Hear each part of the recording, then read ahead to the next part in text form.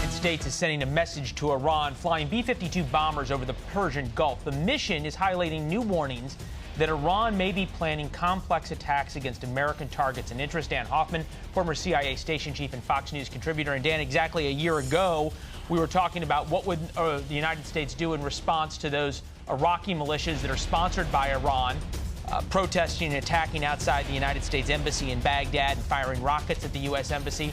The answer was the killing of Qasem Soleimani, their top terror leader. And now we're here. Has that changed the Iranians' calculus over the past year? Well, I think that strike against Quds Force General Qasem Soleimani and Abu Mahdi al-Mohandes, who was the leader of one of those proxy militias, Kataib Hezbollah, I think that did restore what we call escalation dominance for the United States.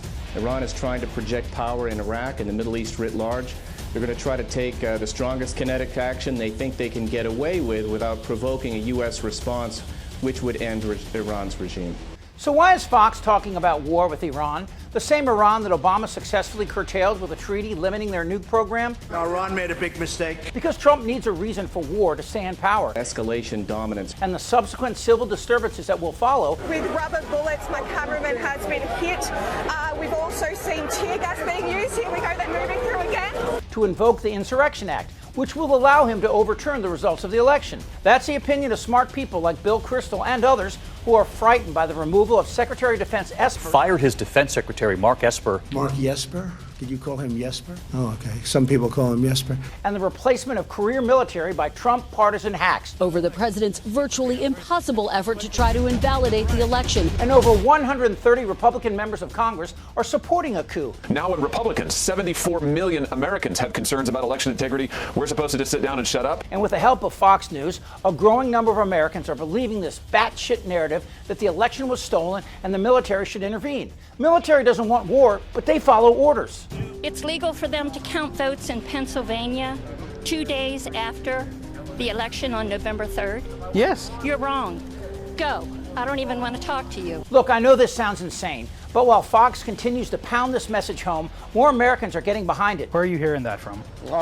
I mean, the videos are going viral everywhere. I've seen them on TikTok. I've seen them on Facebook. I've seen them on Fox News. 60% of Republicans believe Fox's version that the election was rigged over the decisions by the very judiciary and Supreme Court Trump personally assembled. Judge Amy Coney Barrett. When I was a young boy, my older sister used to tell me there were little people inside the TV, and I believed it until I got a screwdriver and peeled off the back. She was having fun with me and later explained the truth. Unlike my sister, Fox News continues to lie to millions of Americans. My buddy Steve Bannon says if you're going to lie, be believable about it. Who believe the little people inside their televisions, lying to them right now, pushing our nation toward conflict and willing to destroy America for a buck. Goddamn right. Hydrochloroquine. Sound like yo-yo. Shut the f*** up, Donnie. And do something crazy Screw to you. it. The President and I are counting on all of you. You're in a lot of trouble, Don. I'll make you a promise. It's a rigged election. Oops. Winning. Yeah!